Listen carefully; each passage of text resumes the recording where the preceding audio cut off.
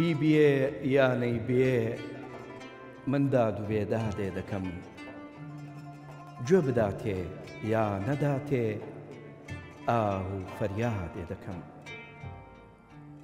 حەقی خلاسە بەجێهێنانی ئادابی خولوس، پێ بزانێ یا نەزانێ من بەدڵ یادێ دەکەم. بێستوونی عشقی شیرینێک ئەوا هاتۆتە پێش، بێستوونی عشقی شیرینێک ئەوا هاتۆتە پێش، گەر لە حەق بێم و نەیەم تەقلیدی فەرهادێ دەکەم.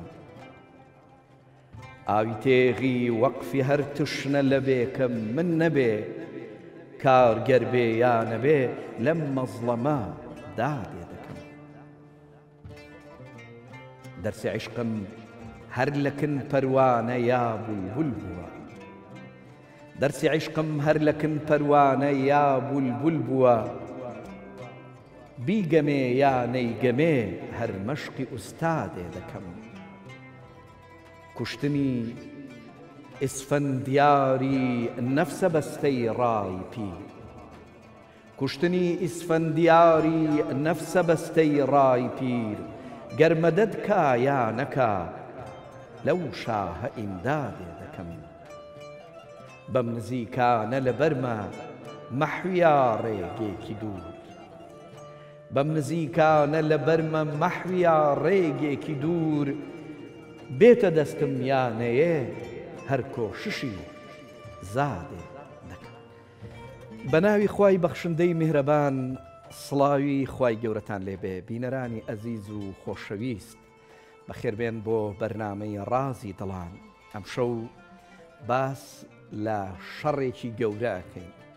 مەبەستم شەڕی دەرەکی نییە، بەڵکو شەڕی ناوەکی و ئەو شەڕێکە ئەبێ هەرمومان وەکوەڵێ بە جیهادێکی گەورە و دیکەی بەراورد بکەین لەگەڵیا کە بتوانین بەڕاستی لەگەڵ ناوەی خۆمانە بە شەڕ بین، نەک لەگەڵ دەرەوە. جیهادێکی دیکەیە بە بەراورد لەگەڵ ئەوانی دیکەیە هەموو شتی بچووکن. مەولانا خۆشەویستان لە کتێبی فیهی مافیهیە ئەڵێ سەیف واتە شمشێر هەتا لە کالاندایە ناکرێ ببیندرێ کە چ سەیفێکە. سەیفەدین ئەوەیە کە بۆ دین شەڕ بکاو، هەوڵی بە تەواوەتی بۆ حەق بێ و خێر لە خەتا و لە شەڕ بدۆزێتەوە و حەق لە باتڵ جیا بکاتەوە.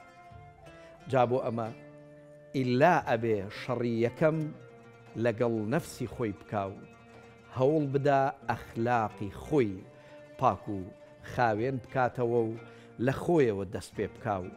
یعنی هەموو نەسیحەت و ئامۆژگاریەکان بە خۆی بڵێ نەک بە خەڵک.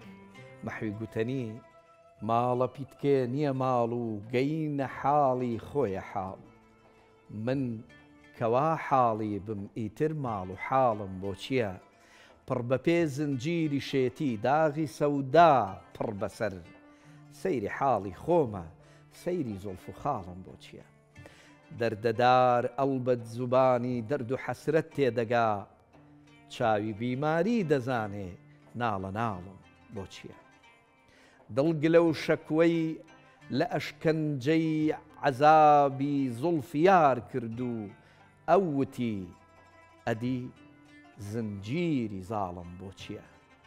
حاڵە بەدحاڵی لە شوێن و ماڵە وێرانی لە دوو، مەحویا گەر ئەهلی حاڵی حاڵ و ماڵە بۆ چییە؟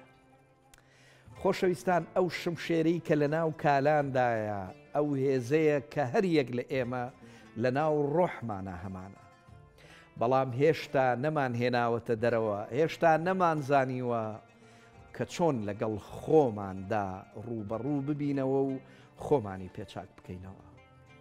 ئەم شەو خۆشەویستان وەک هەمیشە گەشتێکەکەین لە ناو گەنجینەی پڕ لە حکمەتی عیرفانی و ڕۆحانی بۆ ئەوەی ببینین چۆن ئەتوانین ئەو شمشێرە لە کالانەکەی دەربهێنین، یان چۆن ئەتوانین خۆمان بناسین و گۆڕانکاری لە ناو خۆمانە بکەین. خۆشەویستان لە بەشی یەکەمی ئەم بەرنامەیە ئەمەوێ ئەوە بڵێم کە شەڕی یەکەم ناسینی دوژمنەکەی ناوخۆمانە. مەولانە لە یەکێک لە حکمەتەکانیە ئەڵێ با ئەو کەسەی کە ئەیەوێ شەڕ لەگەڵ نەفسی خۆیدا بکە گوێی خۆی بابا و شەو ڕۆژ شەڕ لەگەڵ خۆیدا بکە و بەخۆی بڵێ تۆ چیت کردووە کە لە تۆوە شتێک ڕوویاوە کە بەڕاستی قووڵ ناکری لای خۆ هەتا ببێتە سەیفوڵڵا و زمانی حەق. بەڕاستی خۆشەویستان شعرێکی زۆر زۆر جوانی فەریدون مشیری هەیە کە وابزانم کاک ناسیری حەقیقیە وەری جێڕاوەتە سەر زمانی کوردی کەڕێک باسی ئەو گورگەی دەروون ئەکا کە لە دەرونی هەرێکشێکمانە هەیە و بەڵام نایەڵێ ببینە پیاوێکی چاک، بەڵام نایەڵێ بەڕاستی وابێ کە بتوانین لەگەڵ ناوەوەی خۆمانە بەشەڕ بین. پێیوتم دانایە گورگێکی خەتەر خۆی حەشارداوە لە ناو ناخی بەشەر، دووبەرەی خێر و شەڕە پێکدا دەدا ڕۆژ و شەو ئینسان و گورگی بێڕەزا. چاری ئەم گورگە نەشان و بازووە خاوەنی ئەندێشە چاری کردووە، زۆر کەسی بێهێز بەڵام خاوەن دەمار گورجی کوشت و کردێ پەندی ڕۆژگار. هەند کەسانێکیش ملەستور و قەوی هان لە ژێر چنگاڵی گورجیان سەرنەوی، هەرکە پشتی گورجی خۆی دابێ لە خاک وردە وردە دێ و دەبێتە پیاوی چاک. چێشکە دۆستی گورجی ناخی خۆی دەکا، هەر شتێک گورگبی هەوێ ئەو بۆی ئەکا. تۆ کە دۆڕاندت بە گورگی دەمدەمی تۆ هەمان گورگی بەڕواڵەت ئادەمی. تاکو گەنجی بیکوژە گورجی دەروون پێش ئەوەی پیر بێ و لەگەڵ تا تۆ زەبوون. تۆ وەکو شێربی برا پێت عیلاج نابێ و تەنێ کاڵەت دڕا. ئەو کەسانەی بەددڵ و ئەهلی شەڕن گورگەکانیان ڕێنوێنی و ڕێبەرن. گەر بەشەر بەدبەخت و بێچارە سەرن گورگەکانیان سەرکردە و هەم هاندەرن. گەر ستەمکار گشتی هاوماڵی یەکن گورگەکانیان دۆست و ئاوماڵی یەکن. گورگەکان وێکڕان و ئینسان لێک گیان. ئێستا زانیت بۆ خەڵک لەو حاڵەدان ئەمە ڕێگ ئەوەمان پێڵێ کە بەڕاستی چیرۆکێکەیە کە ئەڵێ ڕۆژێ موریدێک لە مەولانای پرسی باشە مامۆستا هەر بەڕاست ئێمە شەڕی هەرە گەورەمان ئەبێ لەگەڵ چیا بێ و لەگەڵ چیا بە شەڕ بین؟ ئەو شەڕە چییە کە ئەبێ مرۆڤ بیکە؟ مەولانا وتی شەڕی گەورە شەڕی ناوخۆتە، یعنی شەڕکردنە لەگەڵ خۆتە. مرید وتی کەواتە دوژمنی هەرە گەورەیەکەیە. مەولانا وتی ئەوەی کە هەموو ڕۆژێک لە ئاوێنەیە ئەیبینی. بەڕاستی خۆشەویستان لە عیرفانە جیهادی ئەکبەر یان جیهادی گەورە یان شەڕی گەورە ئەو شەڕەیە کە ئینسان دژی نەفسی خۆی ئەیکا، ئەو شەڕەیە کە ئینسان لەگەڵ خودخودەی خراپ و ئارەزۆ ناڕەواکان و حەز و خواستە ئاژەڵی و شەیطانیەکان ئایکا، ئەو شەڕەیە کە تەماع و لوودبەرزیەکانی وەکوڵێ پێی ئەکەن، ینی ئەبێ ئەو شەڕەی لەگەڵ ئەو تەموحاتانەیە بێ کە بەڕاستی ئەم ئینسانی کردوتە بە دیمەن ئینسان و ئەجینا لە ناخەوە و گوڵێ گورگێکی تەواوە. مەولانا بە ئاگامانەیەنێتەوە خۆشەویستان کە ئێمە پێش ئەوەی بچینە شەڕی دەرەوە پێویستە شەڕی ناوەمان بکەین، پێش ئەوەی بتوانین کەسانی تر ڕێنمایی بکەین. ئێمە بەردەوام نەسیحەتی خەڵکەکەین، قسە بۆ خەڵکەکەین، بەڵام هیچ قسەیە بۆ خۆمان ناکەین، سەرزەنشتی خۆمان ناکەین. بەڵام لە کاتێکە ئەبینین عاریفەکان، شاعیرەکان، ئەودیاکانی خوا بەردەوام قسەی ئەوەڵ و ئەخیریان بۆ خۆیان بووە، ڕەخنەیان لە خۆیان گرتووە. ئەم شەڕە گرنگە چونکە تەنها کاتێک سەرکەوتوو ئەبین لەم شەڕەیە دەتوانین ئەو کاتەیە کە بتوانین ببینە کەسێکی باش، کەسێکی پاک، کەسێکی دەروون ڕووناک، سەیفوڵڵا بە حەق شمشێری خوا، ئەوەی کە ئیتر کەسێک ئەکرێ پێی بوترێ ئەمە شمشێری خوایە. بۆیە مەحوی لە یەکێک لە شعرەکان یا حکمەتێکی زۆر زۆر جوانی هەیە، ئەڵێ بەدڵمە گوێنی ئەو لێوە لە بۆ سەن نەشئە بەخشاتر، لەکن تریاکیە ئەڵبەتە قاوە سەد لە چاتر. مەحوی لەم شعرەیە ئەوە پێمان بڵێ گوێنی یار لە بۆسە، یعنی لە ماچ زیاتر نەشئە بەخشتر و بەلامەوە خۆشترە. واتە ڕەخنەگرتنی یار لە خۆشەویستی ڕواڵەتی بەخوا زۆر زۆر باشترە. یعنی ئەمە ئاماژەیە بۆ ئەوەی کە لە ڕێگای عیرفانیە گوێگرتن لە ڕەخنە و ڕێنماییەکان ئەبێتە هۆی گەشەکردنی ئینسان. بۆیە ئەگەڕنەوانێک کە مەجنون بە قاسیدێکە دیارەکی بۆ لەیلا نارد، ئەو کاتە وا باوبوو هەر کەسێ بیویستایە بچێتە خوازبێنی کچێک لەو سەردەما، پێش ئەوە کوڕەکان ئەچوون ئەوانی کە خواستیان لەو کچە بوو دیارەکیان بۆ ئەنارد. بۆیە مەجنونی ژۆک و هەر یەکێک لە کوڕەکانی ئەو مەملەکەتەی خۆی بە قاسیدێکە دیارەیەکی نارد بۆ لەیلا. قاسید کاتێک کە گەڕایەوە ئەڵێ بە مەجنون، ئەڵێ هەر ناوی تۆم هێنا لە ناو هەموو دیارەکانە، هەروتم ئەمە مەجنون بۆی ناردووی، لە ناو هەموو دیارەکانە دیارەکەی تۆی بە هەرچی هێزی هەیە یا بە عەرزا و شکانی. مەجنونیش قاقا پێ ئەکەنێ و لە قاقای پێکەنین ئەیە کابراش پێ ئەڵێ ئەڵێ هەر بەڕاستی بەخوا تۆ شێتی، من پێت ئەڵێم دیارەکەی تۆی شکان کەچی تۆ پێ ئەکەنی. ئەڵێ نا، ئەو ویستوێتی بە شکاندنی دیارەکەی من پێم بڵێ کاکە من مەجنون خۆیم ئەوێ دیاری چی لێ بکەم، بۆیە ئەویش ئاوا بۆ شێوەیە پێ ئەکەنێ. خۆشەویستان، ڕۆژێک شێخێک لە موریدەکانی پرسی بۆچی خوا دوو دانە گوێی بە مرۆڤ داوە بەڵام یەک دانە زمانی پێبەخشیوە. یەکێک گوتی قوربان ئەوە وازەحە کە بۆ ئەوەی دوو ئەوەندەی ئەوەی کە قسە ئەەکەین گوێ بگرین، بەڵام شێخ وتی نا ئەوە ڕاستە، بەڵام هۆیەکی قوڵتری لەمە هەیە، بۆ ئەوەیە کە زۆرتر گوێ لە لۆمەی خۆمان بگرین و کەمتر بۆڵە بۆڵ بکەین. بەڵام ئێستا بەڕاستی کاتێک کە سەیری دەرەوەی خۆمانەکەی، سەیری واعیزەکانەکەی، سەیری ئەو کەسانەکەی کە ئامۆژگاری خەڵکەکەی، بەردەوام هەموو شتەکانیان بۆ دەرەوەی خۆیان و خۆیانیان ئێمال کردووە. بۆیە هەر ڕۆژەی وە کۆڵێ موسیبەت و پەنێکیان لێ دیارە و لێ ئەقەومێ.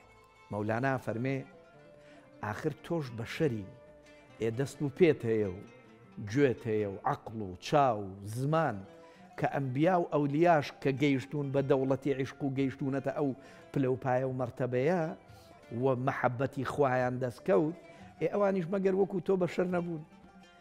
آخر وەکو من و تۆ گوێ و عەقڵ و زمان و دەست و پێیان نەبوو.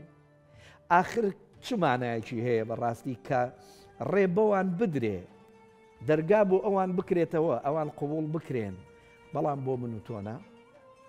مەولانا لەمە ڕوانگەیشی بەجددی قوڵمان بۆ دەستنیشانەکە خۆشەویستان، ئەویش بریتە لەوەی کە هەمان ئەو سەرچاوانەی کە پێغەمبەران و ئەولیا و پیاوچاکان بەکاریان هێناوە بۆ گەیشتن بەخوا، وەڵاهی ئێمەش هەمانە، ئێمەش هەموو ئەو سەرچاوانەمان ماوە. مەولانا لە جێگەیەکە فەرمێ ئێخۆ ئەگەر گوڵەکە خۆی نەماوە گوڵاوەکە ماوە. باز لەوە کە ئەگەر پێغەمبەر خۆی لە دنیاە نەماوە خۆ پەیامەکەی ماوە.